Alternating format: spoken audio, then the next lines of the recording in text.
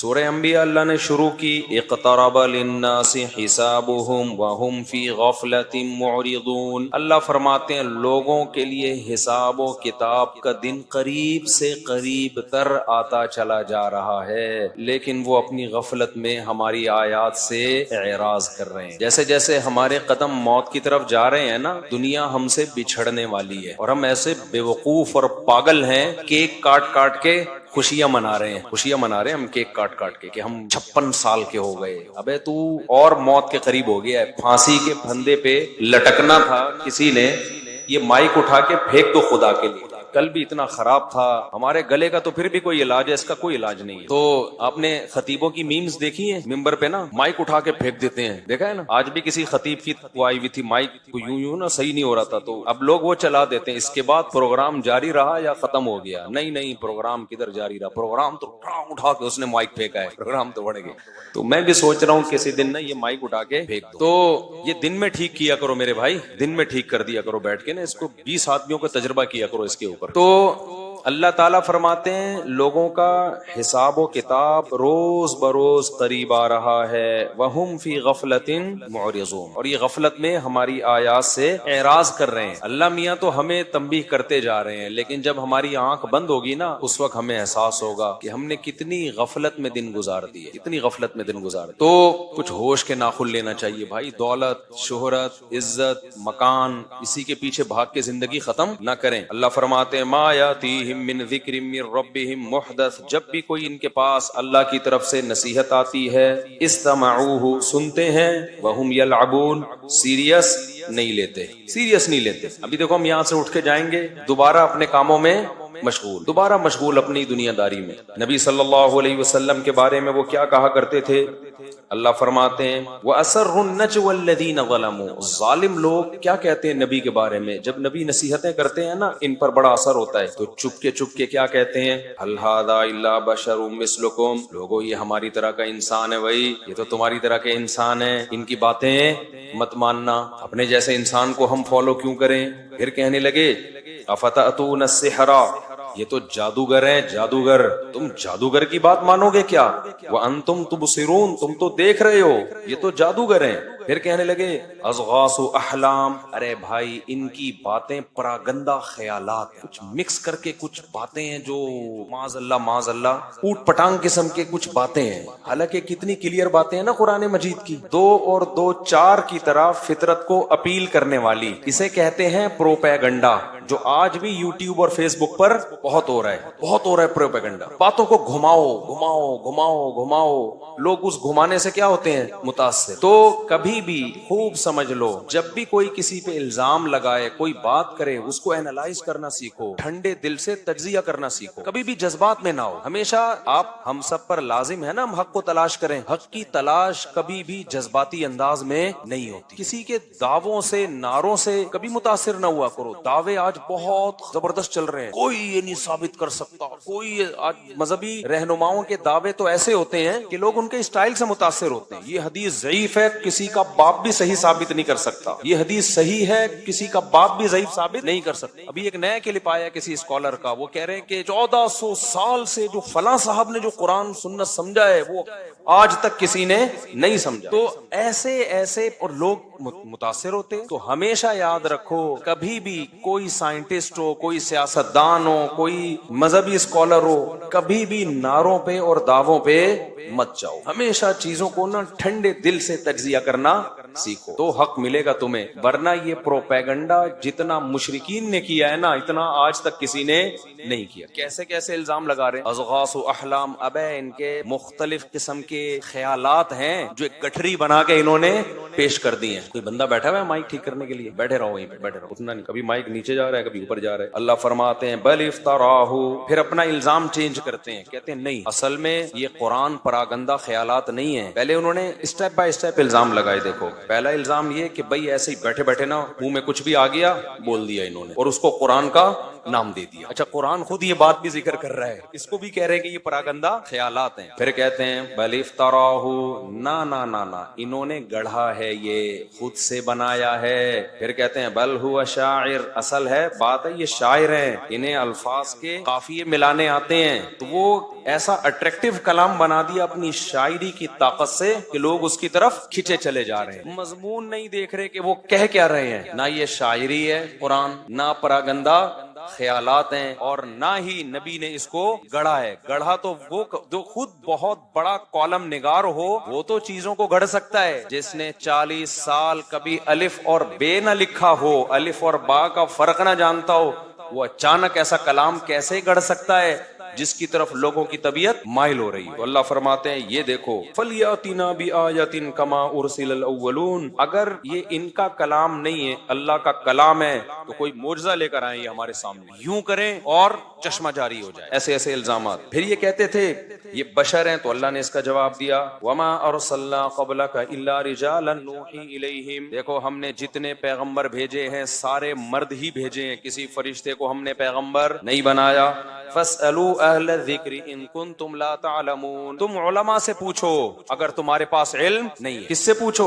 علماء سے. کیونکہ دلیل بعض دفعہ عقل سے, صرف عقل کی بات کو نہیں کہتے, جو ہسٹری سے جو چیز نقل ہوتی ہے اس کو بھی کیا کہتے ہیں؟ دلیل. اللہ کہتے ہیں جتنے پیغمبر پہلے آئے ہیں تو تم اہل علم سے پوچھو جن کے پاس تاریخی کتابوں کا, آسمانی کتابوں کا علم ہے. تمہارے پاس علم نہیں ہے تو جن کے پاس علم ہے ان سے پوچھو. اس سے پتہ چلتا ہے کہ عامی آدمی پر صاحب علم جو کسی بھی فیلڈ میں ماہر ہو اس کی اتباع لازم ہے. اسی اتباع کو تقلید کہا جاتا ہے, تقلید کوئی الگ چیز نہیں ہے. بعض لوگ کہتے ہیں یہ اہل علم سے پوچھا تو جائے گا لیکن دلیل کے ساتھ, دلیل کے ساتھ اگر وہ بات کریں تو پھر مانا جائے گا, دلیل کے بغیر بات کریں تو نہیں مانا جائے گا. جو صاحب علم, ابھی پھر میں اس ٹاپک میں گھسوں گا تو اس کو یہیں چھوڑ دیتے ہیں کیونکہ بہت دفعہ اس پر میں بیان کر چکا ہوں. خلاصہ یہ ہے کہ جو صاحب علم, جس کے علم پر آپ کو اعتماد ہو کہ وہ خود گمراہ نہیں ہے, اس سے اگر دلیل پوچھ کے چلو گے تو پھر یہ دلیل کی اتباع کہلائے گی, صاحب علم کی اتباع نہیں کہلائے گی. صاحب علم دلیل کے پیچھے چلے گا اور عامی آدمی اس صاحب علم کے پیچھے چلے گا جس کے بارے میں یقین ہے کہ یہ دلیل کو فالو کرتا ہے. ہاں خود ہی دلیل کو فالو نہیں کرتا, اس کی اتباع اندھی تقلید ہے, وہ حرام اور ناجائز. اور اللہ میاں نے یہ جو کہا ہے کہ اہل علم سے پوچھو, تو یہ اس لیے تھوڑی کہا کہ پوچھو پھر عمل نہیں کرو. پوچھنے کا حکم کیوں دیا گیا ہے کہ جو جواب ملے آگے اس جواب میں اس کو فالو کرنا ہے ہم نے. چلو بھائی آگے اللہ تعالیٰ فرماتے ہیں کہ اہل علم سے پوچھو جتنے پیغمبر پہلے آئے ہیں سارے کیا تھے؟ مرد. اس سے پتہ چلتا ہے کہ نبی نور نہیں ہوتے,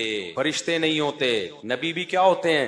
مرد ہوتے ہیں. انسان کی دو قسمیں ہیں, مرد اور عورت. تو یہ بشر کی قسمیں ہیں کہ نہیں ہے؟ اس سے پتہ چلتا ہے بھائی جو لوگ نبی کی بشریت کا انکار کرتے ہیں وہ بھی اس آیت کے منکر ہیں. ہمارے نبی بشر بھی تھے, اور بشر کی دو قسمیں مرد اور عورت, ان میں کیا تھے؟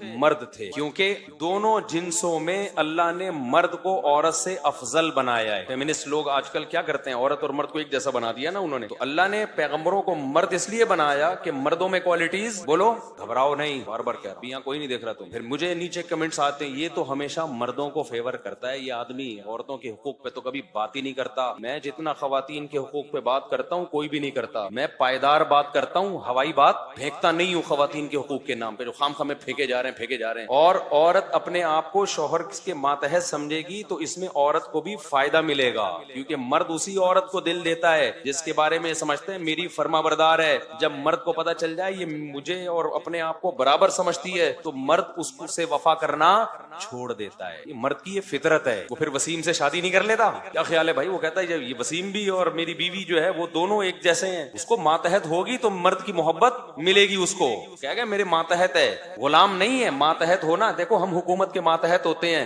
غلام تھوڑی ہم حکومت کے ماتحت ہیں. اگر آپ حاکم کی آنکھوں میں آنکھیں ڈال کے بات کرو اور اس کو رسپیکٹ نہ دو, بولے میرے تیرے میں کوئی فرق نہیں ہے, تو حاکم متاثر نہیں ہوگا, وہ آپ کے رائٹس دینا چھوڑ دے گا. تو اس لیے اللہ میاں نے عورت کو کہا کہ تم شوہر کی غلام نہیں ہو, لیکن شوہر سرپرست ہے اور تم اس کی بولو ماتحت. تو مرد اور عورت کی جنس میں مرد چونکہ افضل تھا تو اس لیے اللہ نے پیغمبروں کے لیے کون سے جنس کا انتخاب کیا؟ مرد کے جنس کا انتخاب. سمجھتے ہو کہ نہیں سمجھتے ہو؟ تو اللہ فرماتے ہیں وما جعلناہم جسدا لا یاکلون الطعام. مشرکین کہتے تھے یہ کیسے بشر ہیں، یہ کیسے پیغمبر ہیں، یہ تو کھاتے بھی ہیں پیتے بھی ہیں، یہ تو ہماری طرح ان کو بھوک بھی لگتی ہے. اللہ کہتے ہیں ہم نے ان سے پہلے جتنے پیغمبر بھیجے کسی کو ایسا جسم نہیں دیا کہ جو کھاتے نہ ہو. سب کو بھوک لگتی ہے، سب کے کو پیاس لگتی ہے. تو محمد صلی اللہ علیہ وسلم کو بھی بھوک بھی لگے گی اور محمد صلی اللہ علیہ وسلم کو پیاس بھی لگے گی. کوئی نئے پیغمبر تھوڑی ہیں جن کو ایک الگ جسم دے کے بھیجا ہو. اس سے علماء استدلال کرتے ہیں کہ بھوک پیاس کا لگنا دنیاوی ضرورتوں کا ہونا اور ان ضرورتوں کو پوری کرنے کی کوشش کرنا یہ نبوت کے منافی نہیں ہے. تو سوچو جب نبوت کے منافی نہیں ہے تو ولایت کے منافی کیسے ہو گیا؟ آج لوگ کہتے ہیں بزرگ ایسا ہونا چاہیے جو عجیب سا ہو، تھوڑا ڈفرنٹ اسٹائل کا بزرگ مارکیٹ میں ہونا چاہیے. لوگوں کے ذہن میں اتنے کپڑے لدے ہوئے ہوں، اوپر پگڑی، پھر چادر، پھر ادھر چادر، پھر ادھر، اس قسم کی چادروں میں لپٹا ہوا چل نہ سکے. تو یہ غلط تصور بزرگی کا ہماری کھوپڑی میں بیٹھ گیا ہے. بھائی ساری دنیاوی ضرورتیں جو ایک انسان کے بشری تقاضے ہیں وہ جب پیغمبروں میں ہوتے ہیں تو بزرگوں میں کیوں نہیں ہوں گے؟ بزرگ کو دوڑنے کا بھی دل کرے گا کیونکہ انسان کی جو باڈی ہے نا وہ اگر چلے پھرے نہیں، جیسے کھائے گی نہیں تو مرے گی کہ نہیں مرے گی، ایسے ہی انسانی باڈی کو چلنے اور دوڑنے کی بھی ضرورت ہے. میڈیکل سائنس کہتی ہے 24 گھنٹے میں دل کا ایک دفعہ زور زور سے دھڑکنا یہ دل کی صحت کے لیے انتہائی ضروری ہے. اب دھڑکے گا کیا؟ کرنٹ لگا کے دھڑکائے؟ چلے گا، دوڑے گا، بھاگے گا، کلابازیاں کھائے گا تو دل ایک دفعہ زور سے دھڑکے گا. اگر یہ نہیں ہوگا تو دل آہستہ آہستہ بیٹھنا شروع ہو جائے. تو اس کے لیے اب کیا کریں؟ کتا پیچھے بھگائے انسان اپنے. اس کے لیے ظاہر ہمارے نبی میدان جنگ میں گھوڑوں پہ سوار ہوئے، دوڑے بھی ہیں. امی عائشہ کے ساتھ آپ نے دوڑ کا مقابلہ کیا ہے. صحابہ دوڑتے تھے، سلمہ ابن اکوع گھوڑے سے تیز دوڑتے تھے. اور آج جو دینداری کا تصور دماغ اور کھوپڑی میں ڈال دیا ہے کہ یہ عالم ہیں، یہ مفتی ہیں، یہ چونکہ بہت بڑے بزرگ ہیں یہ دوڑ کیوں رہے ہیں. تو یہ جہالت ہے، بہت بڑی جہالت ہے. اس کو اپنی کھوپڑی سے بولو نکالو. جو نہیں دوڑ رہا اس پہ اشکال کرو کہ یہ کیسے بزرگ ہیں، ان کو تو کل ہارٹ اٹیک ہو جائے گا، ان کو تو کولیسٹرول کا ڈبہ بن جائیں گے. یہ دوڑنا ضروری نہیں ہے، چل واکنگ تو کریں نا. میں ایسے پیروں کو جانتا ہوں جس جگہ بیٹھے ہیں نا اب تک بیٹھے ہوئے ہیں، میں نے کبھی ان کو چلتے ہوئے نہیں دیکھا. ایسے پیر ہیں، ابھی میں کیا اشارے کروں پھر وہ بڑے مسئلے ہو جاتے ہیں. تو وہ بیٹھے ہوئے ہیں، مجھے تو لگ رہا ہے کہیں زمین نے نیچے سے کھانا نہ شروع کر دیا. ان کو کبھی نہیں چلتے ہوئے دیکھا ان کو میں. تو بھائی یہ پروگرام نہیں ہے، یہ اسلام کا بنایا ہوا پروگرام نہیں ہے. نبی نے فرمایا کہ اللہ کو طاقتور مومن کمزور مومن سے زیادہ محبوب ہے. تو بھاگتا، دوڑتا، چلتا، اچھلتا، کودتا، سارے کام کرے انسان. عبادت کے وقت عبادت ہو، کھانے کے وقت کھانا ہو، نیند کے وقت نیند ہو، دوڑنے کے وقت دوڑنا ہو. تو مشرکین کے دماغ میں بھی نا یہ وہم بیٹھ گیا تھا کہ محمد صلی اللہ علیہ وسلم تو بازار میں جا کے خریداری کر رہے ہیں، یہ کیسے پیغمبر ہیں؟ اللہ نے کہا جتنے بھی پیغمبر ہم نے بھیجے سارے پیغمبر کھانا بھی کھایا کرتے تھے. وَيَمْشُونَ فِي الْأَسْوَاقِ اور بازاروں میں خریداری بھی کیا کرتے. ہاں بازار بدترین جگہ ہے، بلا ضرورت جانا نہیں چاہیے. آگے اللہ تعالیٰ فرماتے ہیں کہ پھر اللہ نے پچھلی امتوں کی ہلاکتوں کا ذکر کیا. پھر اللہ تعالیٰ نے اس کائنات میں جو اللہ کی قدرت کے بے شمار دلائل ہیں ان کا بہت زیادہ تذکرہ کیا. اولم ير الذين كفروا ان السماوات والارض كانتا رتقا، یا یہ کافر دیکھتے نہیں ہیں زمین اور آسمان بند تھے. ففتقناهما ہم نے ان کو پھاڑ ڈالا، جدا کر. ایک جگہ قرآن میں اللہ کہتے ہیں کہ والسماء بنيناها بأيد وإنا لموسعون، ہم نے آسمان کو اپنے ہاتھوں سے بنایا، کنایا ہے. وإنا لموسعون اور ہم اسے وسیع کرتے چلے جا رہے ہیں. ان دو آیتوں میں واضح اشارہ ہے کہ یہ کائنات ایک جگہ ٹکی ہوئی نہیں ہے، یہ پھیلتی چلی جا رہی ہے. یہ بھی اللہ کی قدرت کی بہت بڑی دلیل ہے. اللہ فرماتے ہیں وما جعلنا لبشر من قبلک الخلد. مشرکین کہا کرتے تھے کہ محمد صلی اللہ علیہ وسلم کی بھی ایک دن وفات ہو جائے گی تو ان کا پروگرام سارا ختم ہو جائے گا آپ کی وفات کے ساتھ، تو صبر کر لو تھوڑے دن. تو اللہ نے فرمایا اے نبی، اللہ نے یہ نہیں فرمایا نہیں آپ پر تو موت واقع نہیں ہوگی. آج کل جتنے بھی مارکیٹ میں امام مہدی آ رہے ہیں نا ایک بھی نہیں مرتا. چند سال پہلے امام مہدی آئے تھے، وہ مرے تو مر گیا بیچارہ، تو اس کے بارے میں کہا مرے نہیں ہیں، غائب ہو گئے ہیں. جتنے بھی مارکیٹ میں امام مہدی آ رہے ہیں وہ مر نہیں رہے ہیں، وہ کہاں غائب ہو رہے ہیں، اور قرب قیامت میں دریافت ہوں گے۔ تو اللہ پیغمبر کے بارے میں فرما رہے ہیں کہ اے نبی یہ آپ کو ڈرا رہے ہیں یا آپ کے بارے میں باتیں کر رہے ہیں کہ آپ دنیا سے چلے جائیں گے تو آپ کا سارا جو سیٹ اپ تھا وہ ختم ہو جائے گا اسلام کا۔ تو اللہ نے یہ نہیں فرمایا نہیں نہیں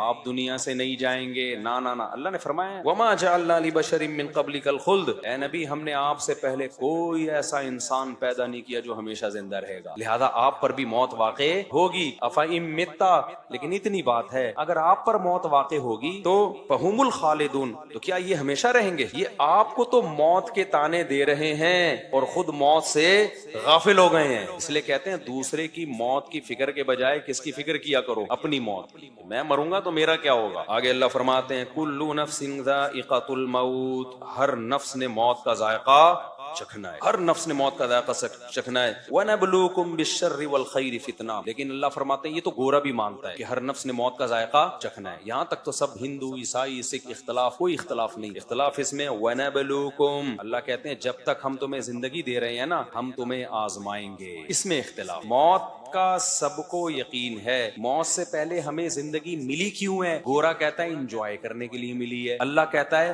آزمائش کے لیے ملی ہے۔ وَنَبْلُوكُمْ، ہم تمہیں آزمائیں گے، بالشر والخیر، خوشیاں دے کے بھی اور غم دے کے بھی، اور یہ فتنہ یہ آزمائش کے طور پر ہوں گی۔ وَإِلَيْنَا تُرْجَعُونَ، لیکن لوٹ کر بالآخر تم نے کہاں آنا ہے؟ ہمارے پاس ہی آنا ہے۔ مجید کی آیات اور نبی صلی اللہ علیہ وسلم کی حدیث میں نے پڑھی ہے، اللہ تعالیٰ سے دعا ہے اللہ مجھے صحیح طرح سے اچھا، آپ اگر بیٹھ جائیں تو میرا خیال ہے زیادہ اچھا ہے، جو گارڈ ہے نا اگر ادھر بیٹھ جائیں، اللہ تعالیٰ سے دعا ہے اللہ تعالیٰ صحیح طرح سے بات کہنے کی، سننے کی، سمجھنے کی اور عمل کی توفیق عطا فرمائے۔ بس سیکیورٹی گارڈ سے زیادہ بھی نہ الجھیں، وہ اپنے حساب سے چلیں گے نا، ٹھیک ہے نا۔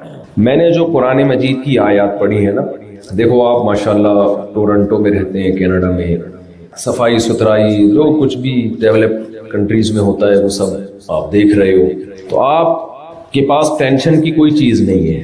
لیکن قرآن مجید نے ایک دعویٰ کیا ہے، من اعرض عن ذکری فإن له معیشة ضنکا۔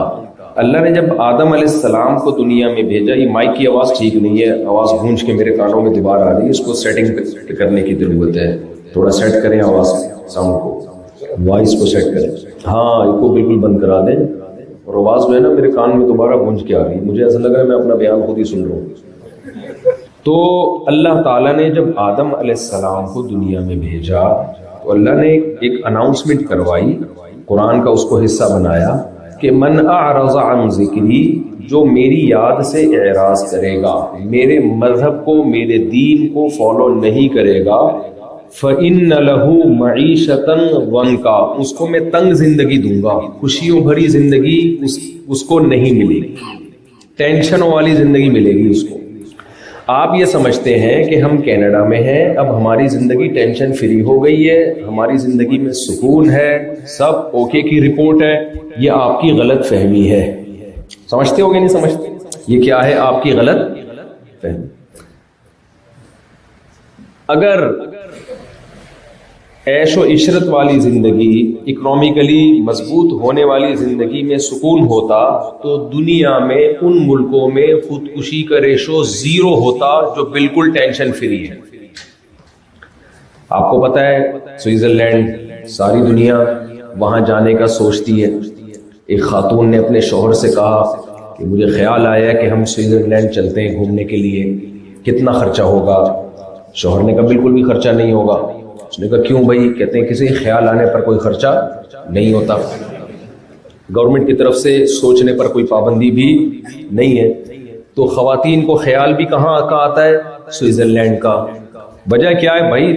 نیچرل بیوٹی بھی بہت ہے، آرٹیفیشل بیوٹی بھی بہت ہے، اکنامکلی انتہائی اسٹرانگ کنٹری ہے۔ میں سوئٹزرلینڈ جا بھی چکا ہوں، لیکن آپ حیران ہوں گے دنیا میں خودکشی کا ریشو یہ تبدیل ہوتا رہتا ہے۔ بہت دفعہ سوئٹزرلینڈ خودکشی میں ٹاپ پر ہوتا ہے، سوسائڈ میں کس پر ہوتا ہے؟ یعنی آبادی کے لحاظ سے سب سے زیادہ خودکشیاں وہاں ہو رہی ہوتی ہیں ریشو۔ بعض دفعہ جاپان ٹاپ پہ چلا جاتا ہے۔ ابے بھائی جاپانی ہو، تمہیں کیا ہو گیا؟ اتنی تمیز سے لوگ جاپان میں بات کرتے ہیں ایک دوسرے سے۔ ہمارے پنجاب کی گالیاں اگر جاپان والوں کو سکھا دو نا، آپ ایک دوسرے کو گالیاں دے دے کے جان سے مار دیں وہ، جو ہمارے ہاں ٹینشنیں ہیں، تو جاپان میں گیا ہوں، لوگ جھک کے ملتے ہیں، تمیز سے بات کرتے ہیں. آپ 2 گاڑیاں جا رہی ہوں گی نا، جاپانی کہے گا پہلے آپ. وہ سنا ہے پہلے آپ والا؟ ابھی نہیں سناؤں گا. جاپانی کیا کہے گا؟ پہلے آپ. ہم کیا کرتے ہیں؟ تیری ایسی کی تیسی، تو گاڑی آگے کیسے لے کر آیا؟ تو کوئی ٹینشن نہیں ہے جاپان میں. یار سب سے بڑی ٹینشن دنیا میں واش روم ہے. جاپان میں جب آپ واش روم میں جاؤ گے نا، آپ کو دیکھ کے ڈھکن کھل جائے گا اس کا آٹومیٹک، یعنی آپ کو وہ کھولنے کی بھی ضرورت نہیں ہے، وہ ویلکم کرے گا. واش روم، ریسٹ روم آپ کو کہے گا آئیے تشریف لائیے.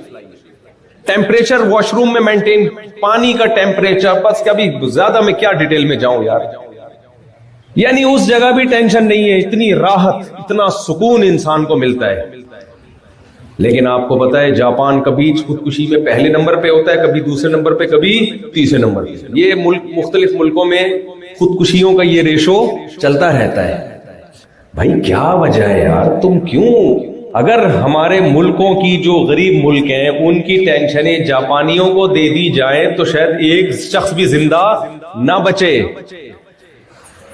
تو کیا وجہ ہے بھائی؟ سب کچھ ہونے کے باوجود زندگیوں میں سکون نہیں ہے. قرآن کے الفاظ ہیں من اعرض عن ذکری فإن له معیشتا ضنکا. اللہ کہتے ہیں آدم علیہ السلام سے ہم نے کہہ دیا تھا اپنے بچوں کو سمجھا دینا، پوتے نواسوں کو، پرپوتوں کو، پوتوں کے پوتوں کو، قیامت تک جتنے انسان آئیں گے نا ان کو یہ بات وصیت کر دینا کہ جو میری یاد سے اعراض کرے گا فإن له معیشتا ضنکا، اس کو زندگی تو ملے گی لیکن ایسی جیسے جیل کی کوٹری میں رہتا ہو. زمین اپنی تمام تر وسعتوں کے باوجود اس پہ تنگ ہو جائے گی. پہلے زمانے میں ٹینشنیں زیادہ تھیں پھر بھی خودکشیاں کم تھی. آج ٹینشنیں ختم ہو گئی ہیں، خودکشیوں کا ریشو. سینٹینس آپ نے مکمل کرنا ہے، جب بھی میں ادھورا چھوڑوں نا تو آپ نے کمپلیٹ کرنا ہے اس کو. یہ میں ادھورا جان کے نہیں چھوڑتا کہ میں کوئی اٹک جاتا ہوں. اللہ کا شکر ہے میری زبان میں اٹکن نہیں ہے. وہ ایک آدمی کی زبان میں اٹکن تھی، کسی کا مذاق اڑانا مقصد نہیں بھائی، یہ تو قدرت کی طرف سے ہوتا ہے. تو اس نے کیا کیا؟ گالی دی کسی کو نا. اب جس کو گالی دی اس نے جا کے پولیس والے کو بولا یار یہ مجھے گالی دے رہا ہے. پولیس والے نے پوچھا بھائی تو اس کو گالی کیوں دے رہا ہے؟ کہہ رہا ہے اس نے مجھے ایک گھنٹہ پہلے گالی دی تھی. تو پولیس والے نے کہا جب گھنٹہ پہلے گالی دی تھی تو بھی 1 گھنٹہ پہلے گالی دے دیتا. کہہ رہے دی تو وہیں تھی، نکلی اب جا کے. سمجھ رہے؟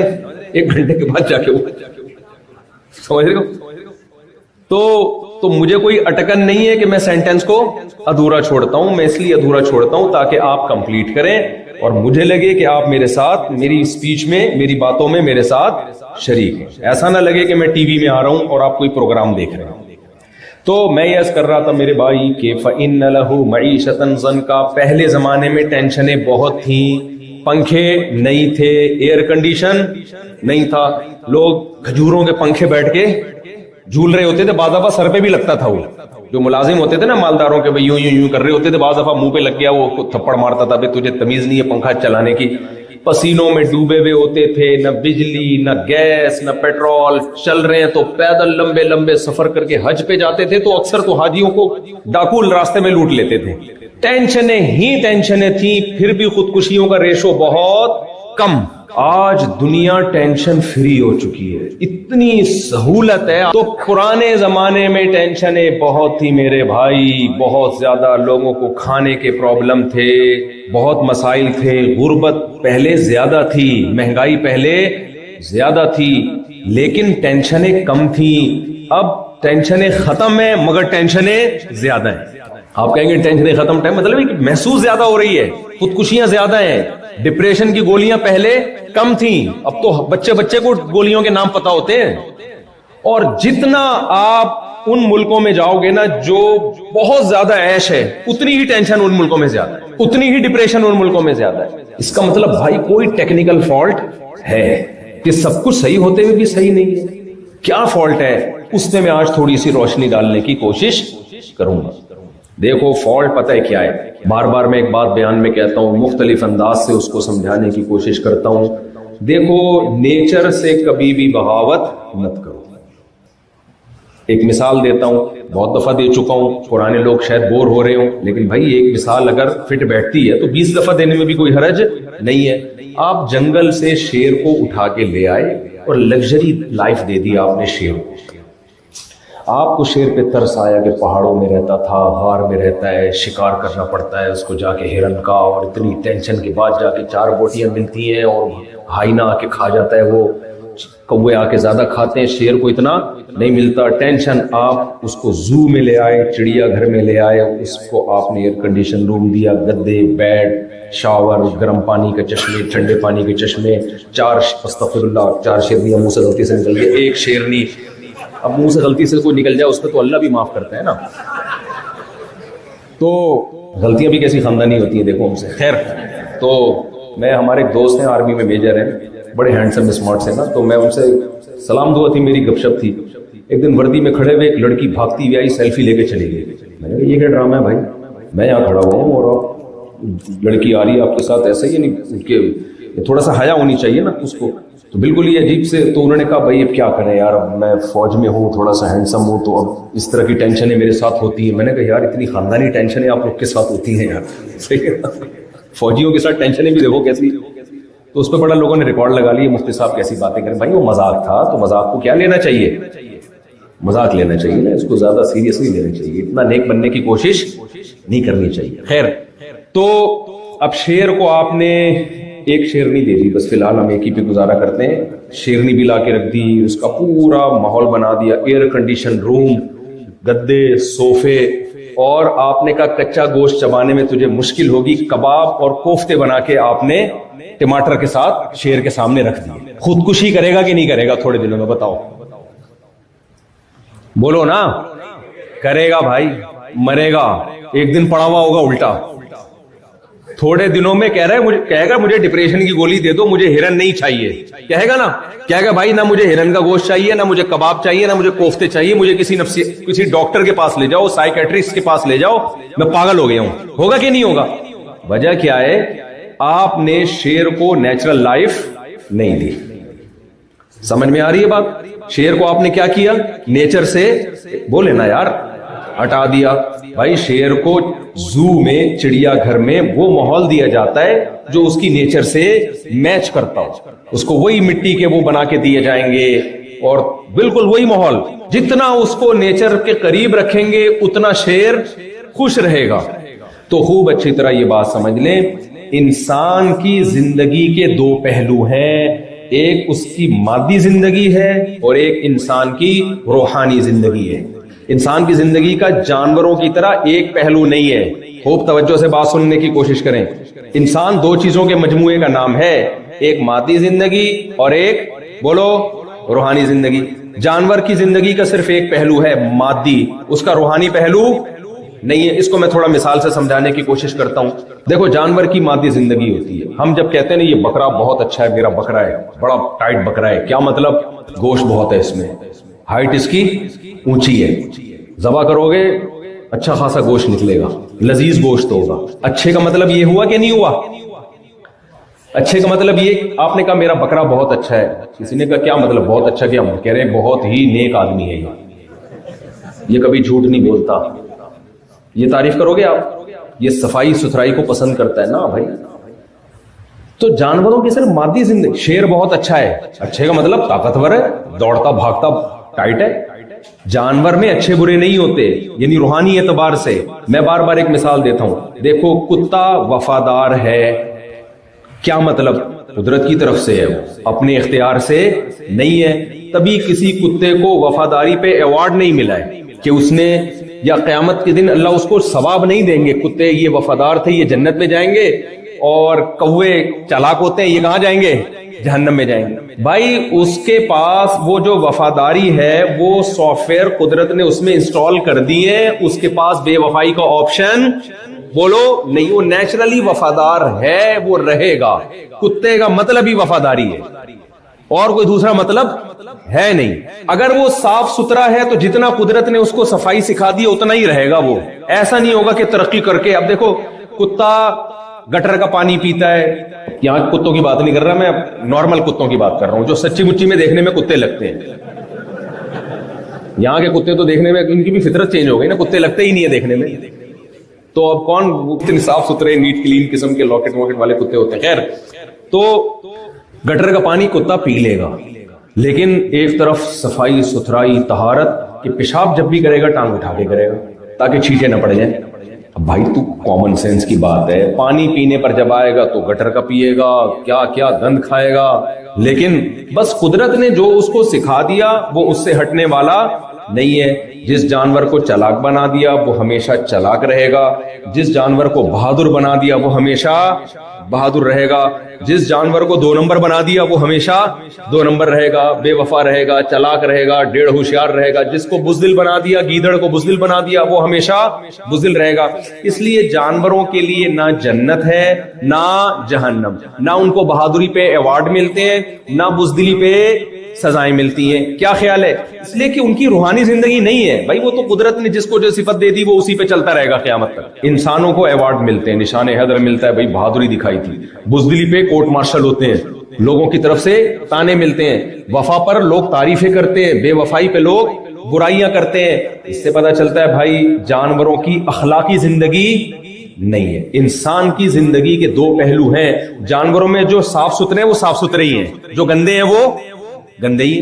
اب وہ ہم افریقہ کے جنگلوں میں گئے, وہاں ہم نے وہ جانور دیکھا, وہ نہیں, وہ پتہ نہیں کیا کہتے ہیں اس کو یار, نام یاد نہیں, وہ تو اتنا گینڈے جیسا موٹا, ہپو, وہ کیچڑ میں ہی رہتا ہے. کبھی اس کمبخت کو میں نے صاف ستھرا نہیں دیکھا, ہر وقت کیچڑ میں گھسا رہے گا. خرگوش کو آپ دیکھو, سرنگیں بناتا ہے لیکن پھر بھی نیٹ کلین رہتا ہے. اتنی لمبی لمبی سرنگیں بنائے گا. ہمارا مزدور کبھی سرنگ بنائے, کنواں کھودے تو مزدور کو سروس اسٹیشن بھیجنا پڑتا ہے, اتنا میلا ہو جاتا ہے وہ. لیکن خرگوش میلا نہیں ہوتا, وہ صاف ستھرا ہی ہے.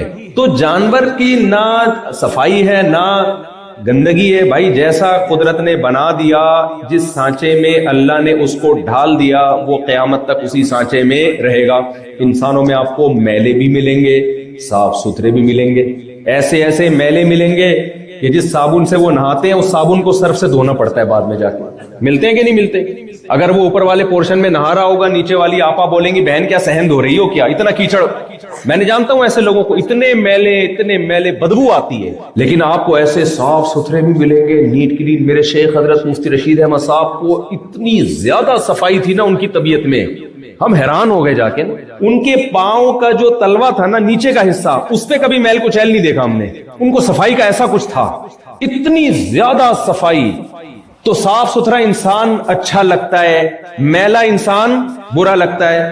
اخلاقی طور پر صفائی اچھی چیز ہے, گندا رہنا بولو بری چیز ہے. سچ اچھی چیز ہے, جھوٹا ہونا بری چیز ہے. وفاداری اچھی چیز ہے, بے وفائی بری چیز ہے. چور ہونا برا ہے, ایماندار ہونا, چور پہ آپ کو پتہ نہیں کیوں ہنسی آئی ہے کہ سے, چور ہونا برا ہے, ایماندار ہونا اچھا ہے. یہ ساری صفتیں انسانوں میں پائی جاتی ہیں, آپشنل ہیں. اپنی مرضی سے ایماندار بھی بنتا ہے, اپنی مرضی سے بے ایمان بھی بنتا ہے, اپنی مرضی سے شکر گزار بھی بنتا ہے, اپنی مرضی سے ناشکرا بھی بنتا ہے, اپنی مرضی سے بہادر بھی بنتا ہے, اپنی مرضی سے بزدل بھی بنتا ہے, اپنی مرضی سے سخی بھی بنتا ہے, اپنی مرضی سے کنجوس بھی بنتا ہے. جانوروں میں جو کنجوس ہیں, کنجوس کے کنجوس ہی رہیں گے, وہ جو سخی ہیں وہ سخی کے سخی رہیں گے. اس لیے جانور کی کوئی اخلاقی زندگی بولو نہیں. تبھی جانوروں میں میرا کبھی بیان ہی نہیں ہوا کہ میں کتوں کو سمجھا رہا ہوں کہ یار, یا میں طوطوں کو سمجھا رہا ہوں کہ بے وفائی مت کیا کرو. طوطا چشمی مشہور ہے نا, طوطے کو آپ ساری زندگی پالو, جس دن پنجرے کا دروازہ کھلا ہو گیا مارکیٹ سے شارٹ. کتے کو وفا سکھانے کی ضرورت ہی نہیں. کتے کو تو بھگانا مشکل ہو جاتا ہے, وہ کہے گا نہیں بھائی تو نے مجھے 2 نوالے کھلا دی, اب میں تیرا غلام ہوں. اللہ نے پیغمبر انسانوں میں بھیجے ہیں, جانوروں میں نہیں بھیجے. تو اب خوب اس بات کو اچھی طرح سے سمجھیں کہ انسان کی زندگی کے 2 پہلو ہیں, اخلاقی اور مادی. मादी जिंदगी में भी उसको नेचर पे चलना जरूरी, अखलाकी जिंदगी के लिए भी उसको नेचर पे चलना जरूरी। कनाडा आके आपको ये बात तो समझ में आ गई कि हमें मादी जिंदगी में नेचर को फॉलो करना है। ये बात आपकी खोपड़ी से निकल गई कि भाई एक इंसान की रूहानी जिंदगी भी है, उसमें भी हमें किसको फॉलो करना है? नेचर को फॉलो करना है। और रूहानी जिंदगी में नेचर, जिस्मानी जिंदगी में नेचर को फॉलो डॉक्टर कराएगा, रूहानी जिंदगी में नेचर को फॉलो पैगंबर कराएंगे। वो डॉक्टर का काम नहीं है। नहीं आ रही भाई, पुलिस बुलाओ। आप समझते हो कि सब कुछ कनाडा ही है, सब कुछ साइंसदान ही है। भाई साइंसदान, रिसर्चर मादी जिंदगी के मुहक्किक हैं। वो आपको बताएंगे कि आप नेचर को फॉलो करोगे। नेचर को फॉलो करने का क्या मतलब है? पहले जमाने में इंसान चलता था, दौड़ता था, भागता था, मेहनत करता था। अब इंसान गाड़ियों में आ गया, सारा टाइम कंप्यूटर में बैठा रहता है। डॉक्टर कहते हैं ये नेचुरल नहीं है, सेहत को मेंटेन रखने के लिए दौड़ना पड़ेगा। गाड़ी टांगों का ऑल्टरनेट बोलो नहीं है।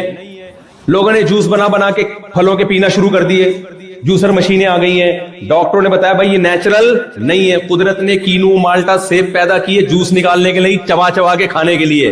तो ये जो ग्राइंडर मशीनें हैं ये दांतों का ऑल्टरनेट।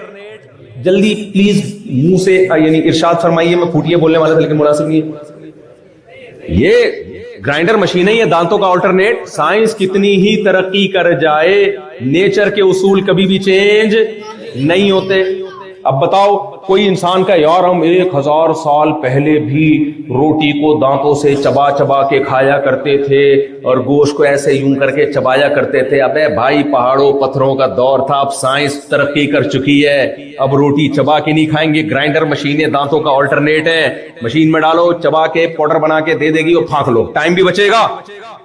डॉक्टर क्या कहेगा? ना, चबाने का प्रोसेस उसी तरह है जैसे 10,000 साल पहले था। आपने कहा बे पुराने दौर की बातें करते हो यार डॉक्टर साहब, पहले जमाने में टांगों पे चल के हम जाया करते थे। टांगों से मुराद वो घोड़े वाले टांगे नहीं, ये वाली टांगे, इस पे चल के जाया करते थे, वजन उठाते थे। अब मशीनें आ गई हैं, क्रेनें आ गई हैं, अब गाड़ियां आ गई हैं, अब पैदल चलना, वही पुरानी बातें कर रहे हैं डॉक्टर लोग। उलमा पे ये इतराज करते हैं यार ये हमें 1400 साल पहले धकेल रहे हैं यार, अब साइंस एडवांस हो गई है। भाई एडवांस हो गई है तो चलना फिरना छोड़ दो ना, वॉकिंग और जॉगिंग छोड़ दो आप। गाड़ियां आ गई ना, टांगों का ऑल्टरनेट, बाइकें आ गई है ना। लेकिन मौतें क्यों वाकई हो रही हैं? बाइकों और गाड़ियों की वजह से ही तो हो रही हैं। बाइक और गाड़ी की वजह से लोगों ने पैदल चलना छोड़ दिया। डॉक्टर क्या कहेगा?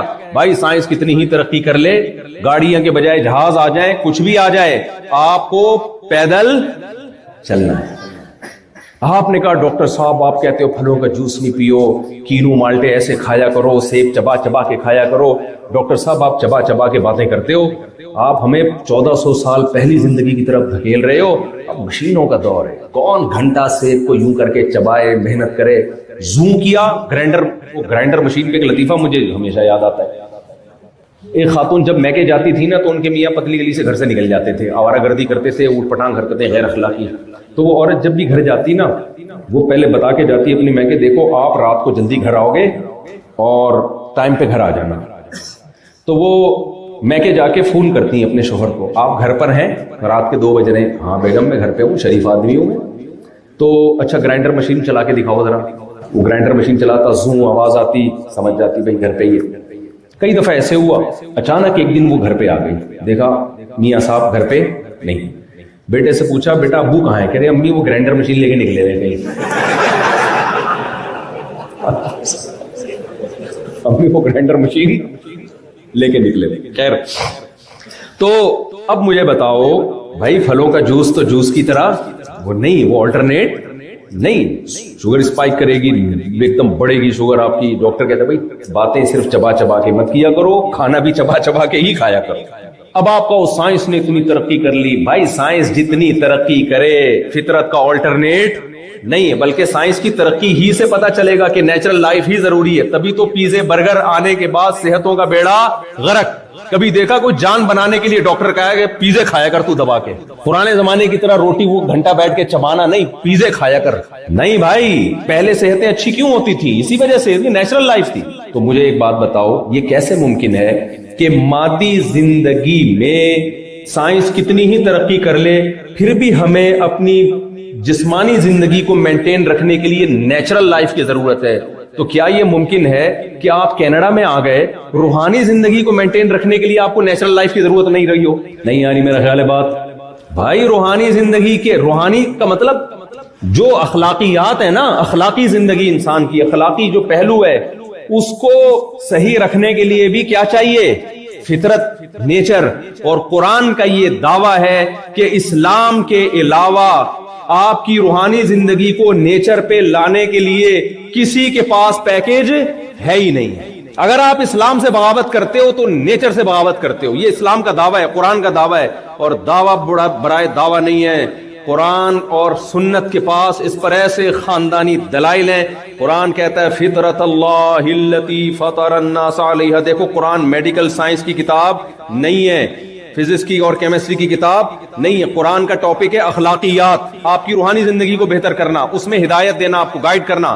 قرآن کہتا ہے ھدی للمتقین، یہ گائیڈنس ہے۔ تو کیا مطلب میڈیکل سائنس کی گائیڈنس ہے؟ اگر قرآن میڈیکل سائنس کی گائیڈنس ہوتی تو جو قرآن پڑھنے والے سب سے بڑے ڈاکٹر ہوتے ہو۔ کیا خیال ہے بھائی؟ میں سب سے بڑا ڈاکٹر ہوتا ہے اس وقت، اور میں آپ کو بتا رہا ہوتا گردوں میں پتھری کیسے نکلتی ہے اور بلڈ پریشر کیسے کنٹرول ہوتا ہے۔ نہیں بھائی، یہ علماء کا ٹاپک بولو نہیں ہے۔ تو قرآن گائیڈنس ہے، ہدایت ہے۔ کیا مطلب ہے بھائی؟ انسانی زندگی کے دو پہلو ہیں، ایک مادی جو کینیڈا میں آ کے ٹھیک ہوگا آپ کا، ہو گیا، کیونکہ یہاں مکھی اور مچھر مس کر رہے ہیں آپ لوگ، بیکٹیریا مس کر رہے ہیں آپ لوگ، بیمار کرنے والی چیزیں مارکیٹ سے کیا چل رہی ہیں؟ شارٹ، سمجھ رہے ہو نا؟ غربت نہیں ہے، مہنگائی نہیں، جو بھی ہے مہنگائی تو ہے لیکن اس کے حساب سے پھر تنخواہ بھی آپ کی ڈالر میں ہے، تو اس حساب سے بہت بہترین سڑکیں، وڑکیں، خوبصورت، اتنے خوبصورت گھر، اور گھروں میں فاصلہ بھی ہے۔ ایسا نہیں ہے کہ ادھر درخت لگا ہوا پھل اس گھر میں جا رہے ہیں اس کے، صحیح ہے نا؟ ہمارے کھڑکی کھولو دوسرا گھر شروع ہو جاتا ہے وہاں سے۔ عجیب حساب کتاب ہے، کوئی کھلے ڈلے گھر نہیں ہے۔ گلستان جوہر کی حالت دیکھو آپ۔ ایک صاحب میرے پاس آئے، میرا چھوٹا سا فلیٹ ہے، آپ کہتے ہو بچے اسپیڈ سے پیدا کرو، تو یہ گھر، ایک کمرے میں اتنے بچوں کو کیسے سنبھالوں گا؟ میں نے کہا میں نے کب کہا ہے کہ گلستان جوہر کے اس فلیٹ میں ہی رہ کے اسپیڈ سے بچے پیدا کرو؟ اللہ کی زمین بہت بڑی ہے، تھوڑا ادھر چلے جاؤ بھائی، تھوڑا احسان آباد کی طرف، گلشن معمار کی طرف نکل جاؤ، آپ کو جتنے کا فلیٹ اتنا سا گلستان جوہر میں مل رہا ہے، تھوڑا آبادی سے باہر جاؤ گے تو بڑی جگہ مل جائے گی۔ تو یہ وہی بات ہے کہ جس دن میرا بیان 4 شادیوں پہ ہوا تھا وہ سنا تھا، جس دن عدل پہ بیان ہوا تھا اس دن آپ چھٹی پر تھے، تو پھر گڑبڑ ہوگی کہ نہیں ہوگی؟ گورنمنٹ کے کام ایسے ہی ہوتے ہیں نا ہمارے یہاں۔ دیکھو گورنمنٹ میں ایک آدمی جو تھا نا، وہ انٹرویو لینے کے لیے گیا، دیکھا کہ وہ کوریج کے لیے گیا تو دیکھا کہ ایک صاحب گڑھا کھود رہے ہیں، دوسرا اس میں مٹی ڈال کے بھر رہے ہیں۔ اس نے کہا یہ کیا ہو رہا ہے؟ تو انہوں نے کہا بھائی یہ گورنمنٹ نے ایک درخت لگانے کا پیکج دیا ہے، 3 آدمیوں کے ذمہ کام لگایا ہے، ایک کا کام ہے گڑھا کھودنا، دوسرے کا کام ہے پودا فٹ کرنا، تیسرے کا کام ہے مٹی بھرنا، تو دوسرا چھٹی پہ گیا ہوا ہے۔ ہم دونوں اپنی ذمہ داری، گورنمنٹ کے کام ایسے ہوتے ہیں۔ کیا کہہ لیں بھائی، میں گڑھا کھود رہا ہوں، یہ مٹی ڈال رہا ہے، وہ ہماری کیا، ہماری تھوڑی قصور ہے کہ وہ چھٹی پہ گیا ہوا۔ خیر، تو میں یہ کر رہا تھا میرے بھائی کہ فطرت کا کوئی آلٹرنیٹ نہیں ہے۔ قرآن کا یہ دعویٰ ہے کہ روحانی زندگی، اخلاقیات، تہذیب، یہ مختلف نام ہیں، مختلف ناموں سے ہم اس کو تعبیر کر، مینرز، سمجھ رہے ہو نا؟ یہ مختلف نام ہیں، اخلاقیات، تہذیب، مینرز اور روحانیات، یہ ایک ہی چیز کے مختلف تعبیرات ہیں۔ قرآن کا یہ دعویٰ ہے کہ یہ والی گائیڈنس، یعنی ہم انسان کو انسان کا بچہ بنانے والی گائیڈنس، دیکھو انسان کا بچہ، یہ میں آسانی سے ایک لفظ سمجھا رہا ہوں آپ کو، کیونکہ میری اپنی زبان لغت ہوتی ہے کچھ چیزیں سمجھانے کے لیے۔ ہم جب کسی سے کہتے ہیں انسان کا بچہ بن جا، تو کیا مطلب ہوتا ہے؟ باڈی بلڈر بن جا، ڈولے شولے بنا لے۔ میں ایک دفعہ ایک جم گیا، میں نے اتنے اونچے اونچے ڈولے شولے والے لوگ دیکھے، میں نے کہا یار لسانی کے کٹے لگ رہے ہیں یہ تو مجھے۔ آپ کو پتہ، کوئی بھائی باڈی بلڈر ہو تو اس کا مذاق اڑانا مقصد نہیں ہے، مطلب یار اتنا ویٹ اٹھا کے کیا ضرورت اتنے بڑے بڑے اسپیڈ بریکر بنانے کی؟ آپ کو دیکھا ہوگا بعض لوگوں کے پورے speed breaker K2 Mount Everest کی پہاڑیاں بنی ہوئی ہیں، تو بقرعید میں تیار ہوتے ہیں نا کراچی میں، دیکھا ہوگا آپ نے۔ اب آپ ایسے کسی بلڈر کو کہہ رہے ہو انسان کا بچہ بن جا، وہ کہے گا میں تیرے سے زیادہ طاقتور انسان ہوں، تو ہم اسے کیا کہیں گے؟ بھائی انسان کے 2 پہلو ہیں، مادی لحاظ سے تو ہم سے زیادہ صحت مند ہے، ہمارا مقصد ہے کہ چوریاں چکاریاں چھوڑ دے، غیر اخلاقی حرکتیں چھوڑ دے، یہ مطلب ہوتا ہے انسان کا بچہ بننے کا۔ یعنی جب ہم کسی کی روحانی زندگی کو فوکس کرتے ہیں تو پھر ہم اس کو آسان زبان میں کیا کہتے ہیں؟ انسان کا بچہ بن۔ بات سمجھ میں آ رہی ہے؟ تو گویا مطلب یہ ہوا کہ انسان کو انسان کا بچہ بنانے کے لیے قرآن کا دعویٰ یہ ہے کہ میرے علاوہ کسی کے پاس پیکیج بولو ادھر توجہ نہیں. انسان اگر انسان کا بچہ بننا چاہتا ہے نا تو یہ قرآن کے علاوہ نہیں ہے کسی کے پاس پیکیج. یہ گائیڈنس آپ کو کہاں سے ملے گی؟ قرآن سے ملے گی. صحت کی گائیڈنس گوروں سے ملے گی, جاپانیوں سے ملے گی, ان کی تحقیقات نئی نئی ریسرچ آتی رہتی ہیں. یہ ہے انڈے میں پہلے تھا کولیسٹرول نہیں ہے, کولیسٹرول ہے, اب آگے کولیسٹرول نہیں ہے. پہلے تھا ایک انڈا بھی لکھا ہوا کہ 4 انڈے کھاؤ, کل کلپ آیا ہوا ہے 4 انڈے کھائے گا روزانہ. بھائی ڈاکٹر صاحب پیسے بھی دے دیا کرو 4 انڈوں کی ڈیلی.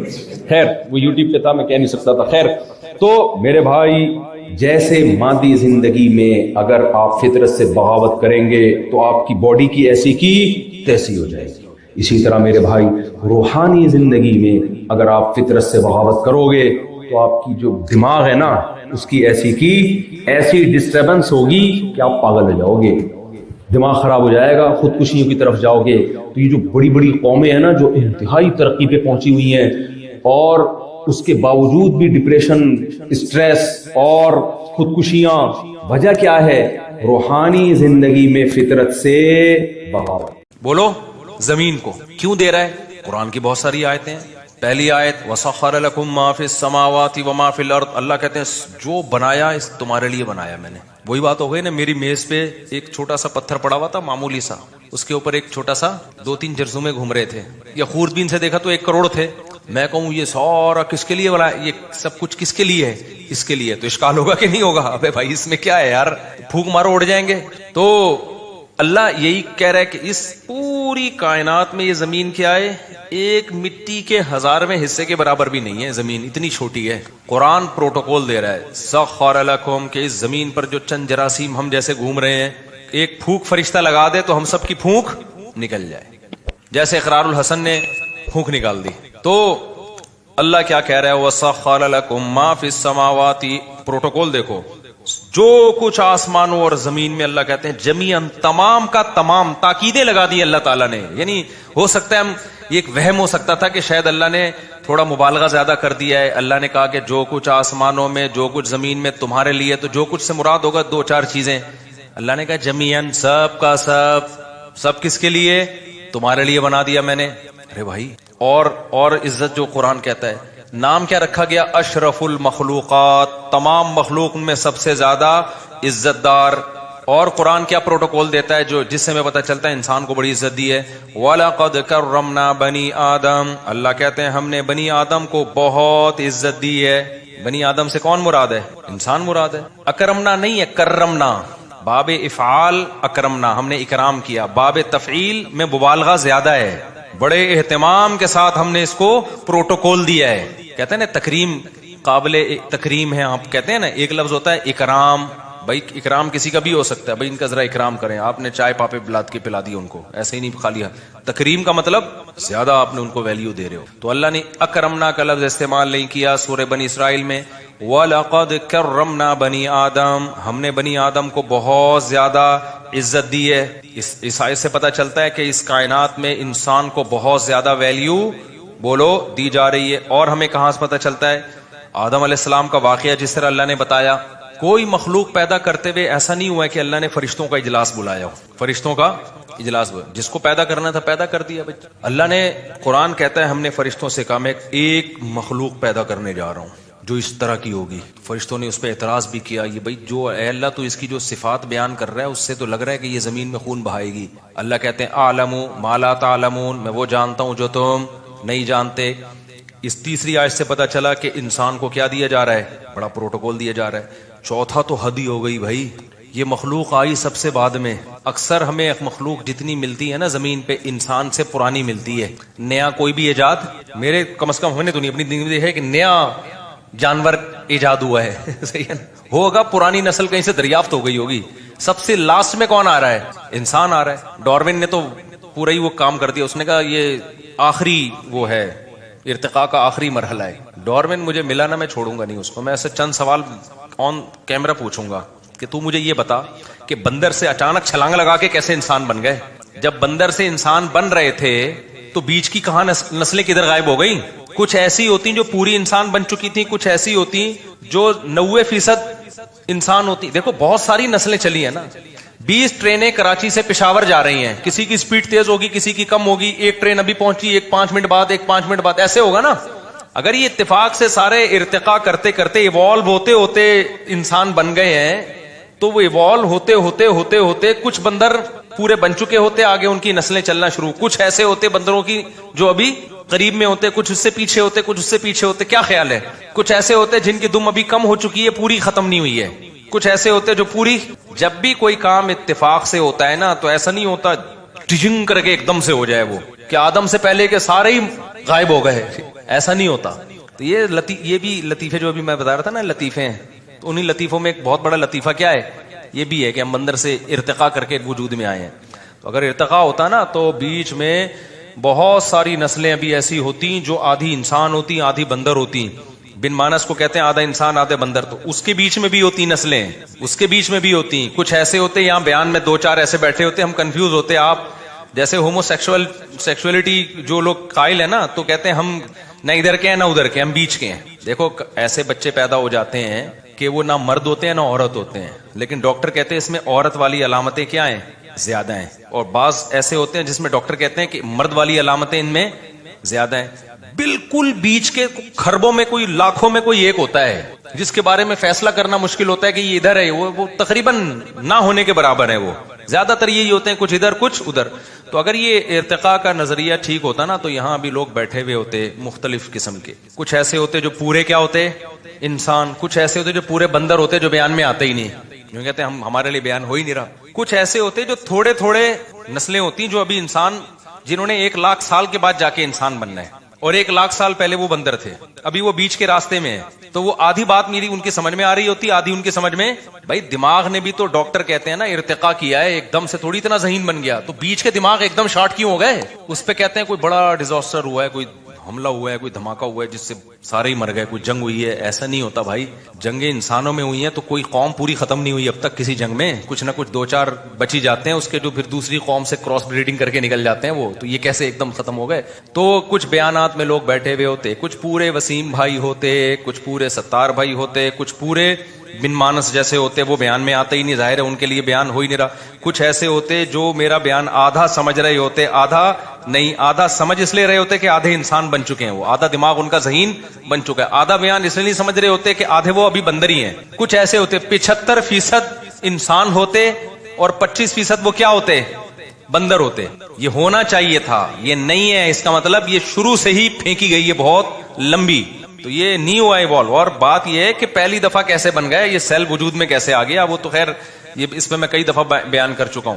تو اللہ تعالیٰ نے آدم کو پیدا کر کے جو پروٹوکول دیا ہے نا, اتنا پروٹوکول کسی مخلوق کو نہیں. ایک تو سب سے لاسٹ میں لایا جا رہا ہے, مہمان خصوصی اکثر آخر میں آتے ہیں, اور بعض لوگ لیٹ ہی اس لیے ہوتے ہیں اپنی ویلیو جتانے کے لیے. پروگرام میں ان کو 8 بجے بلایا تھا, 11:15 بجے پہنچ رہے ہوتے ہیں, یہ بتانے کے لیے کہ ہم بہت مصروف آدمی ہیں. تو یہ بے وقوفی کی بات ہے.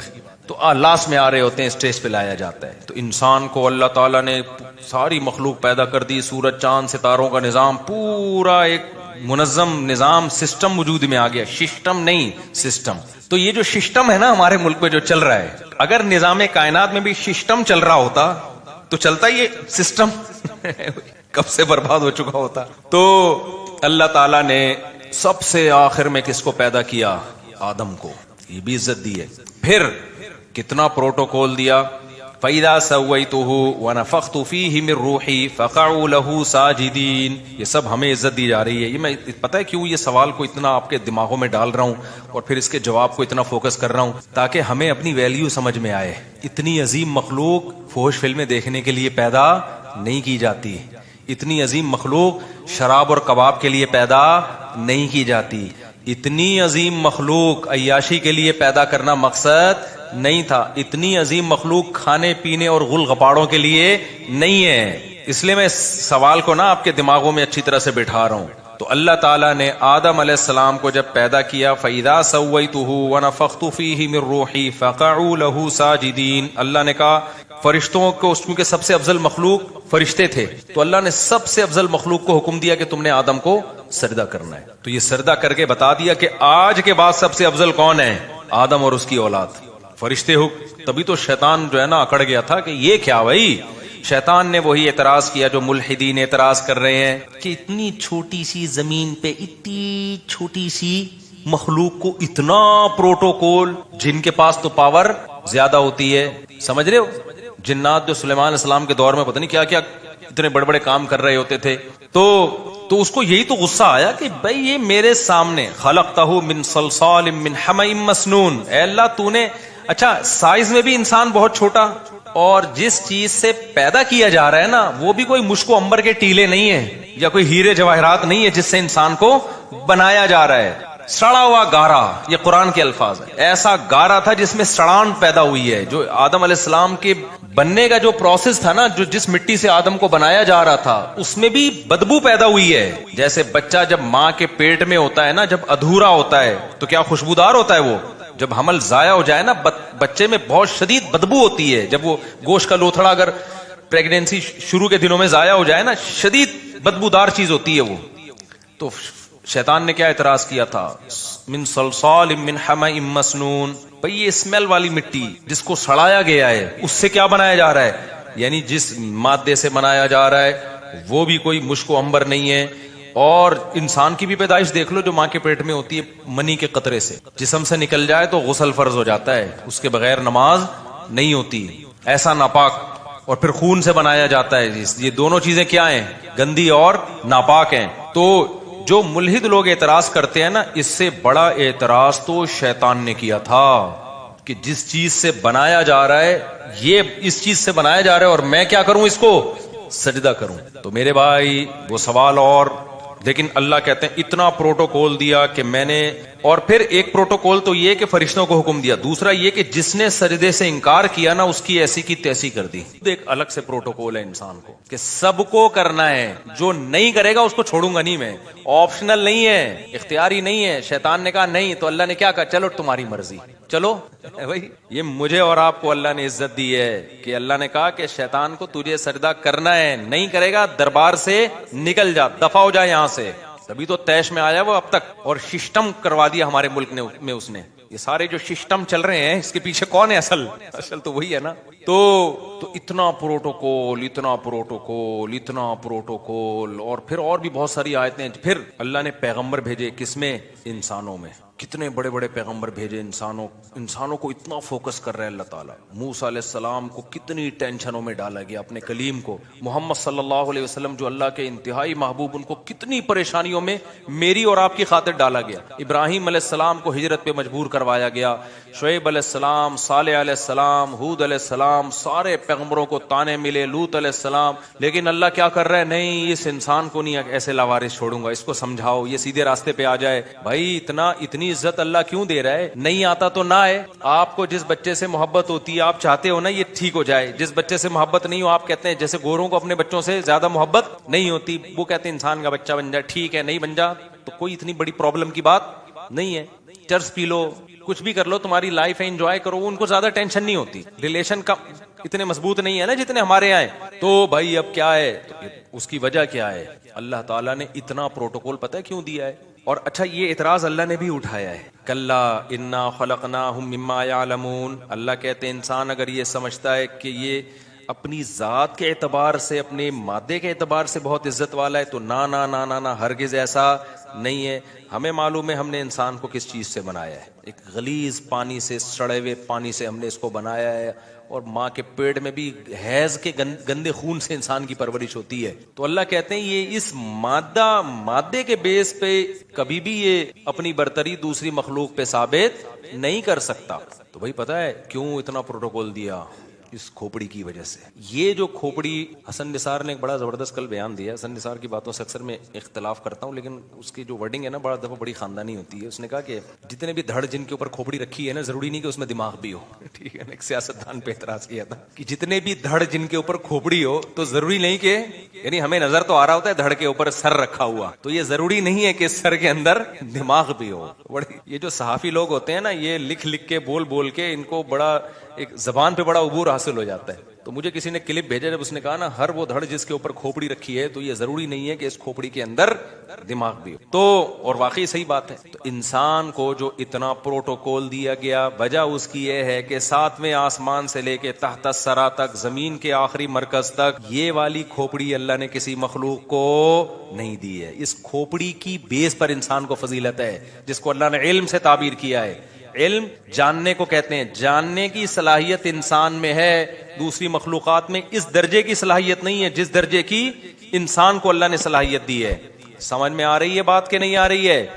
تو اللہ نے قسم اٹھائی، والتین والزیتون وطور سینین وہذا البلد الامین. اللہ کہتے ہیں میں نے اس کی مادی صحت کا بھی انتظام کیا، اس کے لیے انجیر اور زیتون پیدا کیا میں نے، اور میں نے اس کے لیے روحانی صحت کا بھی انتظام کیا، جس کا گواہ مکہ اور کوہ طور ہے. کیسے کیسے پیغمبروں کو بلا کے کوہ طور پہ ہم کلام ہوا. موسیٰ کو اللہ نے کہا کہ یہ کرو، یہ نہیں کرو. اور یہ بات یاد رکھو، داڑھی کی ویلیو اسلام میں کم نہیں ہے. آج بھی تورات میں لکھا ہوا ہے کہ اللہ نے موسیٰ کو کوہ طور پہ بلا کے کہا کہ اپنی قوم سے کہنا کہ داڑھی مت کاٹو. تبھی یہودیوں کی اتنی بڑی بڑی داڑیاں ہم نے دیکھی ہیں. ہمارے مذہبی اسکالر ماڈرن ہو گئے کہ داڑھی ہی کا انکار. آپ نہیں رکھتے توبہ استغفار کرو، لیکن انکار نہیں کر سکتے آپ. اسلام کو اپنے کلچر کی وجہ سے چینج نہ کرو، اسلام ویسا ہی ہے. تو یہ اللہ کا حکم ہے، کیونکہ آپ کو آپ کی فطرت کو چینج کرنے نہیں دے گا اسلام. آپ دیکھو آج کل لڑکے لڑکی نما آ رہے ہیں کہ نہیں آ رہے ہیں، تو اسلام اس کی پرمیشن دیتا ہے. گورے کے پاس تو کوئی ہدایت نہیں، وہ کہتے ہیں ان کی نجی لائف ہے، جیسے چاہے بال کٹائیں، جیسے چاہے یہاں بالیاں ڈالیں، جو مرضی کریں. لیکن اسلام نے پابندی لگا دی. نبی صلی اللہ علیہ وسلم کی صحیح حدیث ہے، ان مردوں پر لعنت ہے جو عورتوں کی مشابہت اختیار کرتے ہیں. ان عورتوں پر لعنت ہے جو مردوں کی مشابہت اختیار کرتی ہیں. تبھی تو عورت کے لیے بال چھوٹے کرنا پسندیدہ کام نہیں ہے، کیونکہ چھوٹے بال کس کے ہوتے ہیں؟ مردوں کے ہوتے ہیں. آپ کہہ سکتے ہو آپ کے تو بڑے بال ہیں، تو اتنے چھوٹے عورتوں کے نہیں ہوتے. اب اس سے زیادہ تھوڑی بڑے ہو سکتے ہیں، کتنا بڑھا لیں گے؟ آپ بڑھانا بھی چاہو تو یہاں تک نہیں پہنچتے. تو یہ اللہ نے